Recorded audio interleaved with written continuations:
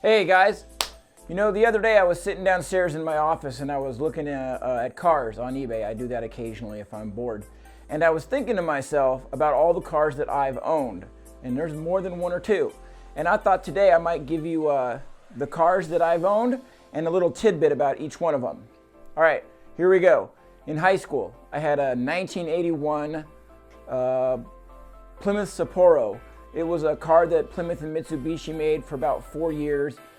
Nobody's heard of it, and there's none left. Then I had an 82 Plymouth Reliant K car, red 4-door, real piece of junk, but it did get me back and forth to Atchison, Kansas, which was about a 30-minute drive when I was taking my CNA courses. Then I got a 1986 tan exterior, tan interior Ford Tempo. Not a bad car. In reality, pretty reliable. But then, you know, I was young and I did something incredibly stupid. I traded that in on a 1984 Chevy S10 pickup. And this Chevy pickup had a 2.8 liter V6 and a transmission that was not long for this world.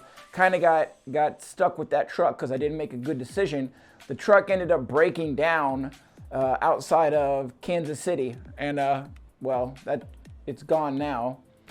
After that, I got a white Ford LTD 4-door, really good car, lasted me quite a while.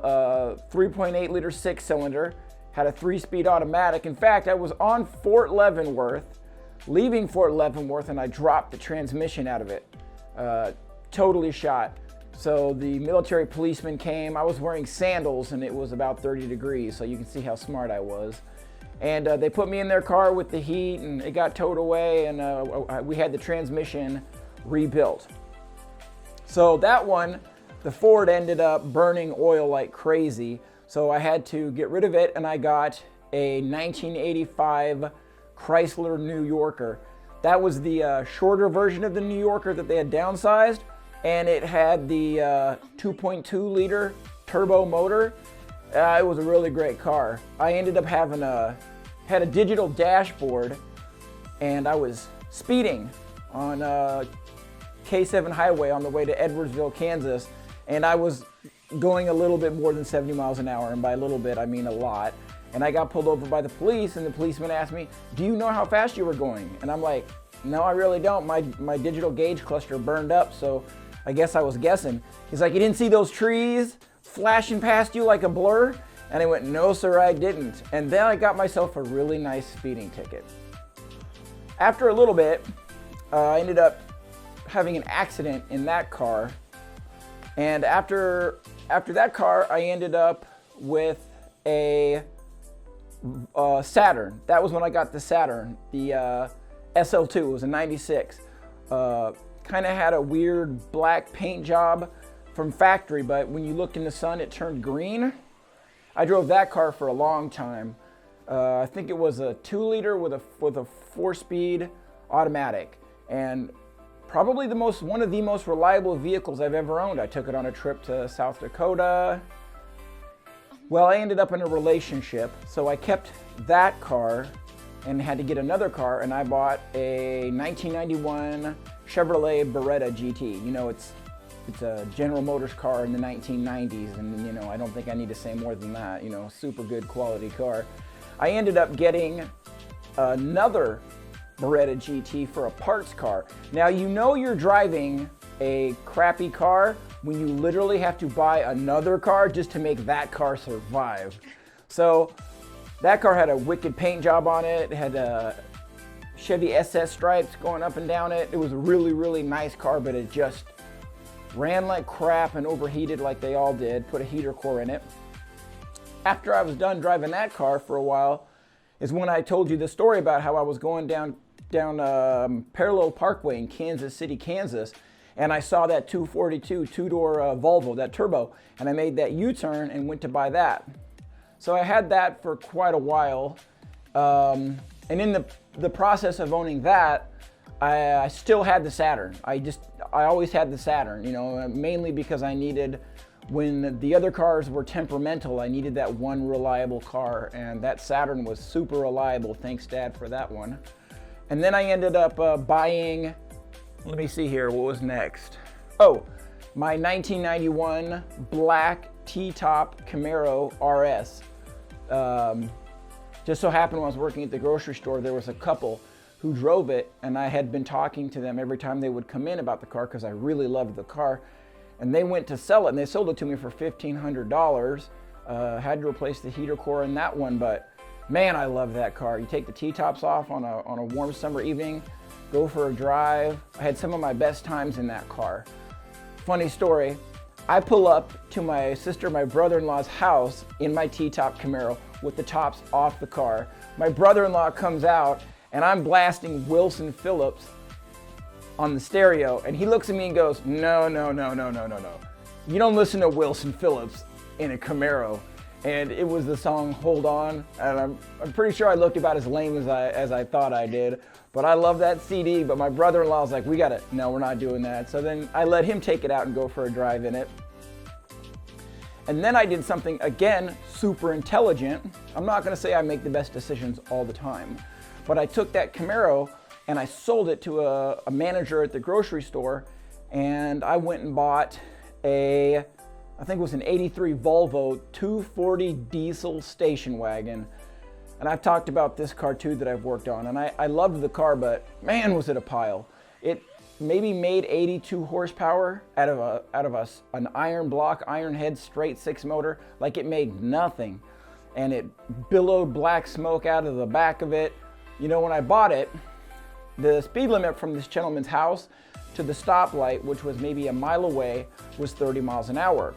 Well, when you went through the stoplight, you went uphill. And once you started getting on that road, it was 40. And he told me, you gotta hit the green light. You gotta get the green light. And I'm like, you're just playing with me, you're ridiculous. So I thought, I'll just stop, it's a red light. Sure enough, from a standing start, I couldn't get that car above 28 miles an hour going up that hill. So I realized at that moment how stupid I had been, but I was stuck with it.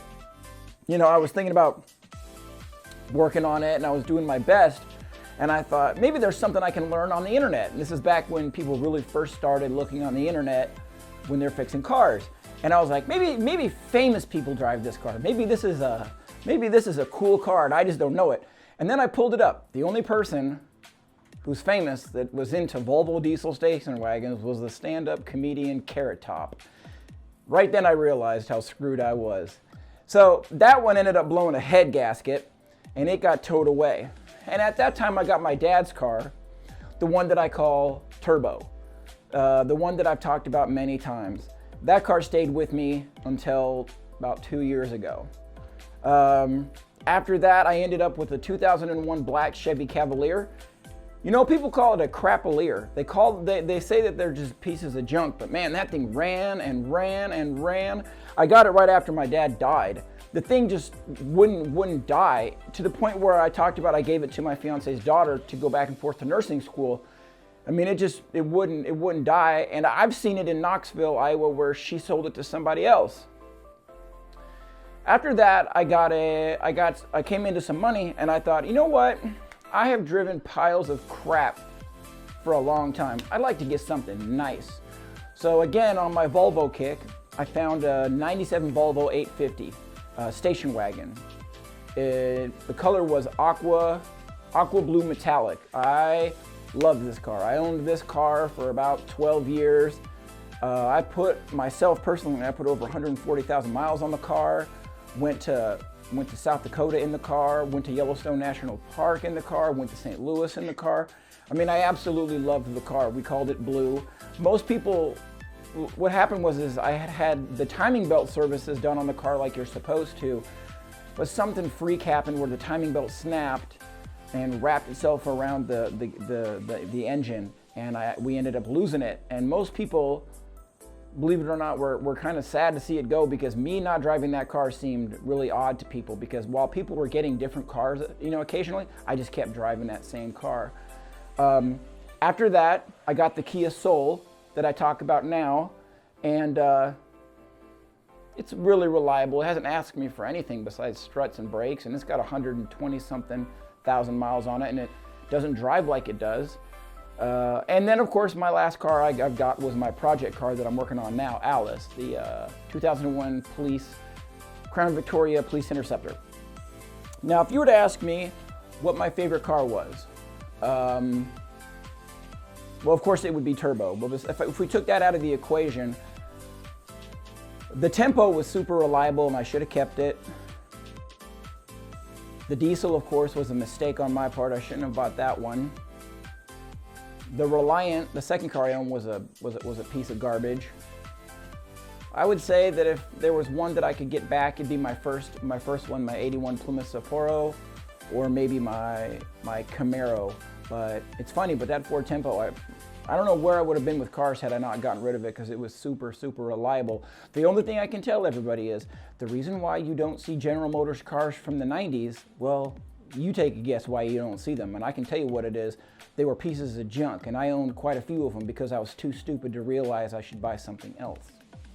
Well, why don't you guys put down in the comments maybe what you've driven that you remember, or what your favorite car was, because I'm sure that everybody, even if you're not a car person, you have a fond memory of something. My mom has a fond memory of, my mom has a really nice brand new RAV4. She doesn't want for anything, but yet the car that she remembers is a 1991 Chevrolet Lumina APV, 3.4 liter with a 3-speed automatic, and it was a pile of crap, just like every 90s GM car, but she loved it. So you can't fault somebody for loving something. Well, this one was fun, guys. Just let me know in the comments about what you like, what you had.